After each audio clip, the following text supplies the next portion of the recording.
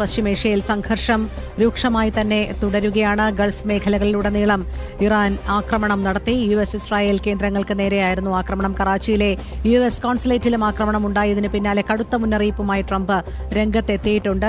മോഹൻപിള്ള, കേൾക്കാൻ കഴിയുന്നുണ്ടോ? നിലവിലിപ്പോൾ മണിക്കൂറുകൾ പിന്നിടുകയാണ്. ഖമൈനി വധിക്കപ്പെടേണ്ടത് ലോകസമാധാനത്തിന് ആവശ്യകത എന്ന് തന്നെയാണ് US ഇസ്രായേൽ വ്യക്തമാക്കുന്നത്. എന്തായാലും ഇസ്രായേൽ US സംയുക്താക്രമണത്തിലൂടെ ഇറാന്റെ പരമോന്നത നേതാവായ ഖമൈനി വധിക്കപ്പെട്ടിരിക്കുന്നു.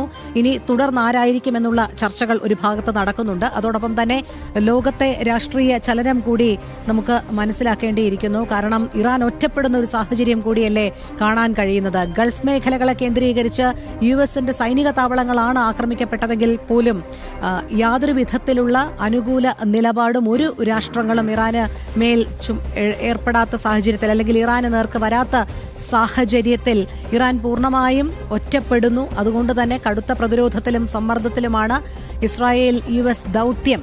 അവർ ഉദ്ദേശിച്ച തലങ്ങളിലേക്ക് എത്തിച്ചേർന്നുകൊണ്ടിരിക്കുന്നു എന്നാണോ മനസ്സിലാക്കേണ്ടത്? ദൗത്യം ഉദ്ദേശിച്ച രീതിയിൽ തന്നെയാണ് എത്തിച്ചേർന്നിരിക്കുന്നത്. പക്ഷേ എൻഡ് റിസൾട്ട് ഞാൻ പറഞ്ഞല്ലോ, ആ ഒരു ടൈമിലോട്ട് എത്താറായിട്ടില്ല. കാര്യം അവരുടെ റിറ്റാലിയേഷൻ കപ്പാസിറ്റിയും അതുപോലെ തന്നെ റിറ്റാലിയേഷൻ പ്രോഗ്രാമും എങ്ങനെയാണ് എന്ന് അറിയണമെന്നുണ്ടെങ്കിൽ അല്പം കൂടി നമ്മൾ കാത്തിരിക്കേണ്ടി വരും.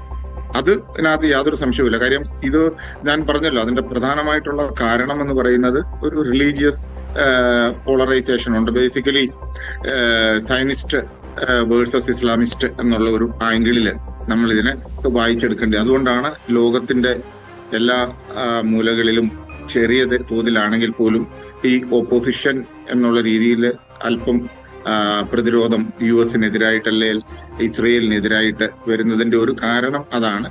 ഓപ്പണായി ഡയറക്റ്റായിട്ട് ആരും വരുന്നില്ല എങ്കിൽ പോലും നമ്മൾ ഇറാനുള്ള സപ്പോർട്ട് അണ്ടർമൈൻ ചെയ്യാൻ പാടില്ല. ഇറാന് ചില രാജ്യങ്ങളൊക്കെ സപ്പോർട്ടായിട്ട് എന്ന് പറഞ്ഞു കഴിഞ്ഞാൽ യുദ്ധത്തിലോട്ട് പോകരുത് എന്നുള്ള രീതിയിൽ അമേരിക്കയോടും അല്ലെങ്കിൽ ഇസ്രയേലിനോട് പറഞ്ഞിട്ടുള്ള രാജ്യങ്ങൾ സ്വാഭാവികമായിട്ടും ഇറാന് സപ്പോർട്ടീവായിട്ട് വേണം നമ്മൾ വായിച്ചെടുക്കുവാനായിട്ട്. അതിന് ഉള്ള കാരണങ്ങൾ, അവർക്ക് അതിനുള്ള കാരണങ്ങളുമുണ്ട്. കാരണം അവര് കൊടുത്തിട്ടുള്ള വെപ്പൺ ഒക്കെയാണ് കൂടുതലും ഇവര് യൂട്ടിലൈസ് ചെയ്യുന്നതെന്ന് നമ്മൾ ശ്രദ്ധിക്കേണ്ടിയിരിക്കുന്നു. അപ്പം ഈ ഒരു ആംഗിളിലാണ് നമ്മൾ അല്പം കൂടി വെയിറ്റ് ചെയ്യേണ്ടത്. ഞാൻ പറഞ്ഞല്ലോ, സയനിസ്റ്റ് വേഴ്സസ് ഇസ്ലാമിസ്റ്റ് എന്നുള്ള ഒരു ആംഗിളിൽ അത് വന്നു കഴിഞ്ഞാൽ അത് ഒന്ന് കെട്ടടങ്ങണമെങ്കിൽ അല്പസമയം എടുക്കേണ്ടി വരും. അത് റിലീജിയസ് ആണല്ലോ, ആ റിലീജിയസ് ബേസിൽ ഉള്ള കാര്യങ്ങൾ വരുമ്പോഴും അതിൻ്റെതായിട്ടുള്ള പ്രശ്നങ്ങൾ വരും. എന്ത് തന്നെയാണെങ്കിലും അവരുടെ കപ്പാസിറ്റി ഇറാന്റെ അല്പം കുറവാണ്, റിറ്റാലിയേറ്ററി കപ്പാസിറ്റി കുറവാണ്. പക്ഷേ അവരുടെ ഇൻഫൻട്രി സ്ട്രോങ് ആണ്. നേവി ഇപ്പോഴും നല്ല രീതിയിൽ അവരുടെ ബൗണ്ടറി പ്രൊട്ടക്ട് ചെയ്യുന്നുണ്ട്. ഹോർമിസ് കടലിടുക്കിന്റെ കൺട്രോൾ അവരുടെ കയ്യിൽ തന്നെയാണ്.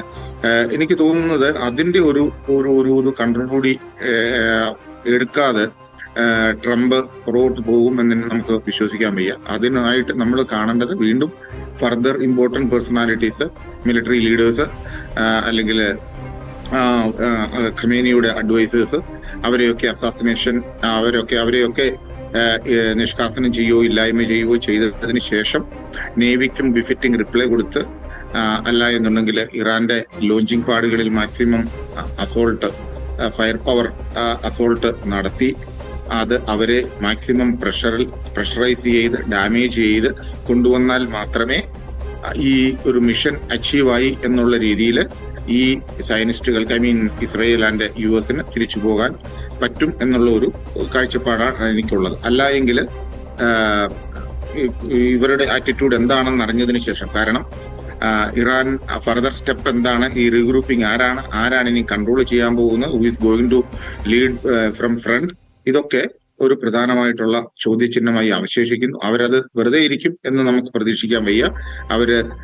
അവരുടെ എല്ലാവരുടെയും അവസ്ഥ, ഇത് പറയുന്നത് രാഷ്ട്രഹിതമാണല്ലോ, നാഷണൽ സെന്റിമെന്റ് എന്ന് പറയും, നാഷണൽ സെക്യൂരിറ്റി അല്ലെങ്കിൽ നാഷണൽ സെന്റിമെന്റ്. ആ നാഷണൽ സെന്റിമെന്റ് അവർ പുറത്തും കളയാതെ തന്നെ മുന്നോട്ട് പോവുകയാണെന്നുണ്ടെങ്കിൽ ഇത് നമ്മൾ ഫർദർ കൂടുതൽ നമ്മൾ പ്രതീക്ഷിക്കണം കാഷ്വാലിറ്റീസും കാര്യങ്ങളും. കാര്യം ഇവര് ഫർദർ അഡ്വാൻസ് ആയിട്ട് ഇറാൻ പോവുകയാണ് എന്നുണ്ടെങ്കിൽ ഞാൻ വിഷ്വലൈസ് ചെയ്യുന്നത് കൂടുതൽ കാഷ്വാലിറ്റീസ് ഇവിടെ ഇറാന് തന്നെ കിട്ടും. അതാണ് അതിനകത്തുള്ള ഒരു പ്രശ്നം. കാര്യം അവര് പറയുന്നത് കേൾക്കാതെ ഇപ്പോൾ ഒരു കണ്ടീസീവ് ആയിട്ടുള്ള ഒരു എൻവയോൺമെന്റ് ആണ് നെഗോഷിയേഷൻ ടേബിളിലോട്ട് വരാനുള്ളത്. അതിന് വരാതെ അവര് വീണ്ടും എന്നുണ്ടെങ്കിൽ മാക്സിമം കാഷ്വാലിറ്റി അവർക്ക് തന്നെ കിട്ടും. നാശനഷ്ടങ്ങൾ ഏറ്റവും കൂടുതൽ ഇറാനാണ് അനുഭവിക്കേണ്ടി വരുന്നത്. അത് ഇവർ എന്തു തന്നെയാണെങ്കിലും ഏത് ആക്ഷന് പോകുന്നതിന് മുമ്പും വളരെ നല്ല രീതിയിൽ പ്ലാനിങ് ഉണ്ടാവും. അതുപോലെ തന്നെ എന്തായിരിക്കാം ഇത് സക്സസ് ആയില്ല എന്നുണ്ടെങ്കിൽ ഡിഫറെന്റ് പ്ലാനുകൾ ഉണ്ടാകാം. പ്ലാൻ എ ഇതാണ്, എ ഫെയിൽ ആയാൽ ബിയിലോട്ട് പോകും, പ്ലാൻ ബി ഫെയിൽ ആയാൽ സിയിലോട്ട് പോകും. ആൻഡ് കാൽക്കുലേറ്റഡ് സിറ്റുവേഷൻസ് എന്തൊക്കെയാണ്, റിസ്ക് ഫാക്ടർ എന്തൊക്കെയാണ്, ഇതെല്ലാം കാൽക്കുലേറ്റ് ചെയ്ത് തന്നെയാണ് അവർ പ്ലാൻ ചെയ്ത് മുന്നോട്ട് പോയത്. ഇന്നലെ ഞാൻ പറഞ്ഞതുപോലെ അവരുടെ പ്രൈമറി ടാർഗറ്റ് എന്ന് പറയുന്നത് തന്നെ ഖമേനി ആയിരുന്നു. അത് കിട്ടുകയും ചെയ്തു. പക്ഷെ വെളിയിൽ വരാൻ സമയമെടുത്തു എന്നുള്ളതാണ്. അപ്പം അവരുടെ പ്ലാന് നല്ല രീതിയിലാണ് മുന്നോട്ട് പോകുന്നത്. യുഎസിന്റെയും പ്ലാൻ നല്ല രീതിയിലാണ് മുന്നോട്ട് പോകുന്നത് നമ്മൾ കൂട്ടി വായിക്കേണ്ടി വരും. അപ്പോൾ തീർച്ചയായിട്ടും അവർ ചുമ്മാ വെറുതെ ഇരിക്കില്ല എന്ന് കാൽക്കുലേറ്റ് ചെയ്തുകൊണ്ട് അവരുടെ മുകളിൽ മാക്സിമം ഫയർ പവറും പ്രഷറും കാഷ്വാലിറ്റിയും ഒക്കെ ഇൻഫ്ലിക്ട് ചെയ്ത് അവരെ വീണ്ടും നെഗോഷിയേഷൻ ടേബിളിൽ കൊണ്ടുവരാൻ യുഎസ് ശ്രമിക്കും എന്നുള്ള കാര്യത്തിൽ സംശയമില്ല. യുഎസ് ആയിട്ട് നെഗോഷിയേഷൻ ടേബിളിലോട്ട് വിളിക്കാതെ തന്നെ മാക്സിമം കാഷ്വാലിറ്റി ഇൻഫ്ലിക്ട് ചെയ്ത് മാക്സിമം ഡാമേജ് ഇൻഫ്ലിക്ട് ചെയ്ത് ഫയർ പവർ കൊണ്ട് അവരെ കൊണ്ടുവരാൻ സാധിക്കുമെന്നാണ് ട്രംപിന്റെ ഒരു വിശ്വാസം. ട്രംപ് അത് ചെയ്യുകയും ചെയ്യും. പക്ഷെ അറ്റ് ദ സെയിം ടൈം ആ സമയത്ത് ഇൻ ബിറ്റ്വീൻ നിയർ ബൈ സ്റ്റേറ്റിലോട്ട് ഇവർ ചെയ്യുന്ന കാര്യങ്ങൾ എന്തെങ്കിലും ദോഷഫലങ്ങൾ നമുക്കുണ്ടായാൽ അത് നമ്മൾ കാൽക്കുലേറ്റഡ് റിസ്ക് ആക്സെപ്റ്റ് ചെയ്തേ പറ്റുകയുള്ളൂ. അതാണ്, അതായത് ശ്രീ മോഹനൻപിള്ള, ഇപ്പോഴും ഇവർ ഗൾഫ് രാജ്യങ്ങൾ കേന്ദ്രീകരിച്ച് ആക്രമണം നടത്തുന്നുണ്ട് എന്നുള്ള വിവരങ്ങൾ വരുന്നുണ്ട്. പലയിടങ്ങളിലും UAE പല ഭാഗങ്ങളിലുമൊക്കെ തുടർ സ്ഫോടനങ്ങൾ ഉണ്ടായതായും റിപ്പോർട്ടുകൾ വരുന്നുണ്ട്. ഒരു ഭാഗത്ത് അതങ്ങനെ നിൽക്കുമ്പോൾ താങ്കൾ പറഞ്ഞതുപോലെ ഖമേനിയെ വധിക്കുക എന്നുള്ള ലക്ഷ്യത്തിൽ എത്തിക്കഴിഞ്ഞാൽ പോലും തുടർന്ന് അങ്ങോട്ട് ആര് എന്നുള്ള ചോദ്യം കൂടി ഉയരുന്നുണ്ടല്ലോ. ഇസ്രായേലിനും അമേരിക്കയ്ക്കും അനുകൂല നിലപാട് സ്വീകരിക്കുന്ന ഒരു ഭരണ സംവിധാനം അവിടെ വരുത്തേണ്ടതിന്റെ ആവശ്യകതയും ഉണ്ട്. അതുകൊണ്ട് തന്നെ നിലവിലുള്ള ഭരണ സംവിധാനത്തെ തകർത്തുകൊണ്ട്, താങ്കൾ നേരത്തെ പറഞ്ഞതുപോലെ മതാടിസ്ഥാനത്തിൽ ഉള്ള ഒരു രാജ്യമാണ്. വൈകാരികമായി ഖമൈനിക്കൊപ്പം നിൽക്കുന്ന നിരവധി വിഭാഗങ്ങളുണ്ട്. അവരെ എല്ലാം മാറ്റി നിർത്തിക്കൊണ്ട് മറ്റൊരു ഭരണ സംവിധാനത്തിലേക്ക് വരണമെങ്കിൽ ഒരു 100 മണിക്കൂർ ഓപ്പറേഷൻ കൊണ്ട് സാധ്യമാകുന്നൊരു കാര്യമല്ല എന്നുള്ളത് അറിയാം. അപ്പോൾ ആ ഒരു കാലതാമസം വരുന്നതുവരെ ഇറാനിൽ നിന്നുള്ള ഇത്തരം ഭീഷണികൾ സമീപ രാജ്യങ്ങളിലേക്കും അല്ലെങ്കിൽ അവർ ശത്രു രാജ്യങ്ങളായി കാണുന്നവരിലേക്കും ഒക്കെ ഉണ്ടാകും എന്നാണോ മനസ്സിലാക്കേണ്ടത്? അതോ കടുത്ത സമ്മർദ്ദത്തിന് അടിമപ്പെട്ട് വരുന്ന മണിക്കൂറുകളിൽ അവരൊരു പക്ഷേ പത്തി മടക്കാനുള്ള ഒരു സാഹചര്യം കൂടി കാണുന്നുണ്ടോ? മാക്സിമം പ്രഷർ കൊടുക്കുക എന്നുള്ളതാണ് യുഎസിന്റെ മുന്നിലുള്ള, അതായത് ഏതൊരു മിലിറ്ററി ലീഡറിന്റെയും മുന്നിലുള്ള ഒരു ഓപ്ഷൻ എന്ന് പറയുന്നത്. കാരണം ഈ നിയർ ബൈ സ്റ്റേറ്റ് രാജ്യങ്ങളിലോട്ടുള്ള ഇവരുടെ ഈ ഇൻ ബിറ്റ്വീൻ ഹെവി ആയിട്ടല്ലെങ്കിൽ പോലും ഒരു ടെൻഷൻ, ഒരു പാനിക് സിറ്റുവേഷൻ ക്രിയേറ്റ് ചെയ്ത് എൻ്റെ ഏരിയയായ ഒരു മുൾമുനയിൽ നിർത്തുന്ന ഒരവസ്ഥ ഒരിക്കലും യുഎസ് ആഗ്രഹിക്കത്തില്ല. അതുകൊണ്ട് മാക്സിമം പ്രഷർ എക്സർട്ട് ചെയ്ത് ഇവരെ നെഗോഷിയേഷൻ ടേബിളിലോട്ട് കൊണ്ടുവരിക എന്നുള്ളതായിരിക്കും യുഎസിന്റെ